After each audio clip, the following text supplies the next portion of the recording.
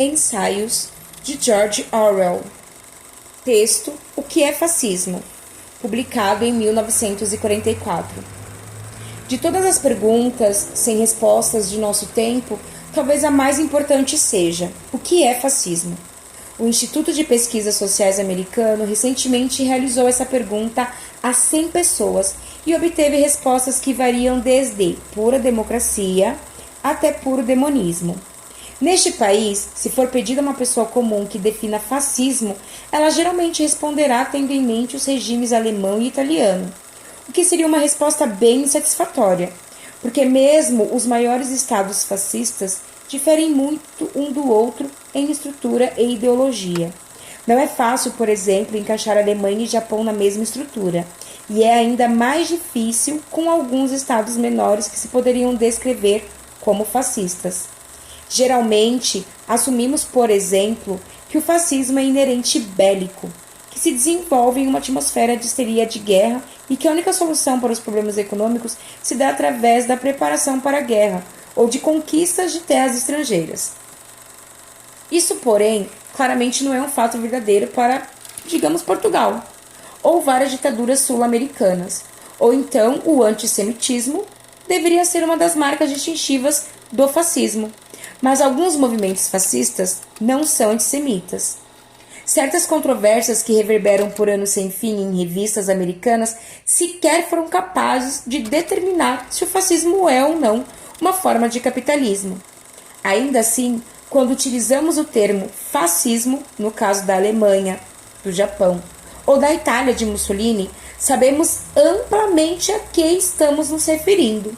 E foi na política interna que essa palavra, fascismo, perdeu todo e qualquer vestígio de significado.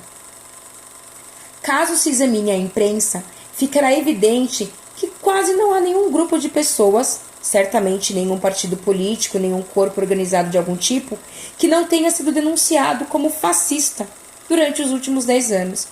Não estou me referindo ao uso verbal do termo fascista. Refiro-me ao que vejo que tem saído na imprensa. Vejo os termos simpatizante ao fascismo, de tendência fascista ou simplesmente fascista aplicados com toda a seriedade aos grupos listados abaixo, que são 8. Comecemos com primeiro o grupo de conservadores. Todos os conservadores, sejam apaziguadores ou anti-apaziguadores, são tidos como subjetivamente pró-fascistas. O governo britânico na Índia e nas colônias é tido como indistinguível em relação ao nazismo. Organizações do tipo, que se podem chamar de patrióticas e tradicionais, são rotuladas como criptofascistas ou de mentalidade fascista. Exemplo disso são os escoteiros, a Polícia Metropolitana, M5, a Legião Britânica. Frase típica: as escolas públicas são terreno fértil para o fascismo. Vejamos o segundo grupo, socialistas. Defensores do capitalismo à moda antiga. Por exemplo, o Sr. Ernest Benn. Sustentam a ideia de que socialismo e fascismo são a mesma coisa. Alguns jornalistas católicos afirmam que os socialistas foram os principais colaboradores dos países ocupados pelos nazistas. A mesma acusação é feita de um ângulo diferente pelo Partido Comunista, durante suas fases ultra-esquerdistas. Durante o período de 1930 a 1935, o Daily Worker referia-se habitualmente ao Partido Trabalhista como fascistas trabalhistas. Isso foi ecoado por outros extremistas de esquerda, como os anarquistas. Alguns nacionalistas indianos consideram os sindicatos britânicos como organizações fascistas. O grupo 3, de comunistas, uma considerável escala de pensamento, seguindo aí exemplos de Heinrich, Peter Drucker, James Burham, F.A. Voigt, que se recusam a reconhecer a diferença entre os regimes nazista e soviético, e sustenta a tese de que todos os fascistas e comunistas visam aproximadamente a mesma coisa, e em certa medida as mesmas pessoas. Líderes no The Time e na pré-guerra se referiam à União Soviética como país fascista. Novamente por um ângulo diferente, essa ideia é ecoada por anarquistas e trotskistas, que é o quarto grupo, trotskistas. Os comunistas acusam os trotskistas, isto é, a organização do próprio Trotsky, de ser uma organização criptofascista financiada pelos nazistas. A esquerda acreditava amplamente nisso durante o período da Frente Popular. Em suas fases ultradireitistas, os comunistas tenderam a fazer a mesma acusação a todas as facções à esquerda deles mesmos, como a Comunidade das Nações ou o Partido Trabalhista Independente. O quinto grupo, católicos. Fora de suas próprias definições, a Igreja Católica é quase universalmente considerada pró-fascista, tanto objetiva quanto subjetivamente. Grupo 6, de opositores à guerra. Pacifistas e outros que são considerados anti-guerra são frequentemente acusados não apenas de tornar as coisas mais fáceis para o eixo, como de manifestar um sentimento pró-fascista. E o sétimo grupo, apoiadores da guerra, os apoiadores da guerra geralmente baseiam seus argumentos na alegação de que o imperialismo britânico é pior que o nazismo e tendem a aplicar o termo fascista a qualquer um que deseje uma vitória militar. Os apoiadores da Convenção do Povo chegaram perto de alegar que a vontade de resistir a uma invasão nazista era um sinal de simpatia pelo fascismo. A Guarda Territorial foi denunciada como organização fascista assim que surgiu. Além disso, toda a esquerda tende a equiparar militarismo com o fascismo.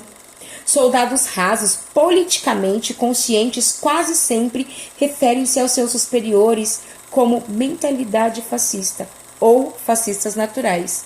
Escolas militares, a cultura de rigidez e limpeza ou bater continências oficiais, tudo isso é considerado condutivo ao fascismo. Antes da guerra aderir aos territoriais, era considerado sinal de tendência fascista. Recrutamento e exército profissional são ambos denunciados como fenômeno fascistas. E, por último, o oitavo grupo, os nacionalistas. O nacionalismo é um universal considerado como inerente fascista, mas isso apenas se aplica a movimentos nacionais desaprovados por quem o está avaliando. Nacionalismo árabe, nacionalismo polonês, nacionalismo finlandês, o Partido Congressista Indiano, a Liga Muçulmana, o sionismo e o Exército Republicano Irlandês são todos descritos como fascistas, mas não pelas mesmas pessoas. Será constatado que, da forma que é empregada a palavra fascismo, é quase desprovida de significado. Em conversas, é claro, é utilizada mais frequentemente do que na imprensa. Ouvi o termo ser aplicado a agricultores, varejistas, ao crédito social, ao castigo corporal, à caça a raposas, a touradas, ao Comitê de 1922, ao Comitê de 1941, ao Kipling, ao Gandhi, Chiang Kai-shek, à homossexualidade, às transmissões de Priestley, aos alburgueses, à juventude, à astrologia, às mulheres, a cães e não sei a que mais. Mas, escondido por baixo de toda essa confusão, há um tipo de significado oculto.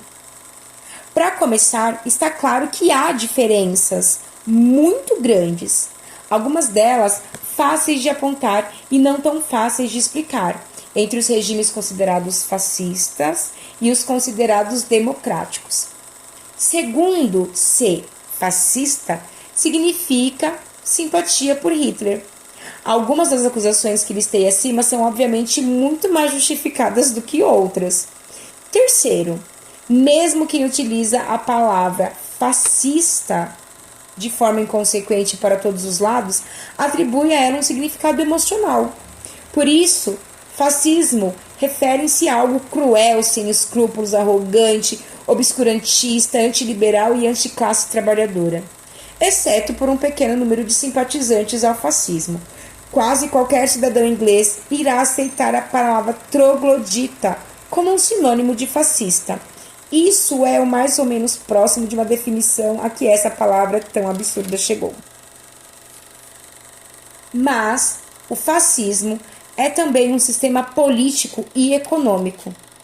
Por que então não podemos adotar uma definição clara e popularmente aceita para ela? Céus, não teremos uma. Pelo menos por enquanto. Demoraria muito para explicar o porquê. Mas basicamente é porque é impossível definir o fascismo de forma satisfatória, sem fazer concessões que nem os fascistas propriamente ditos, nem os conservadores ou socialistas ou de quaisquer cores estão dispostos a fazer.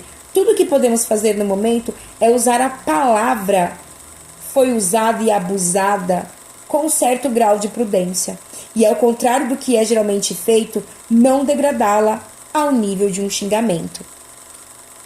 Texto publicado no Tribune de Londres.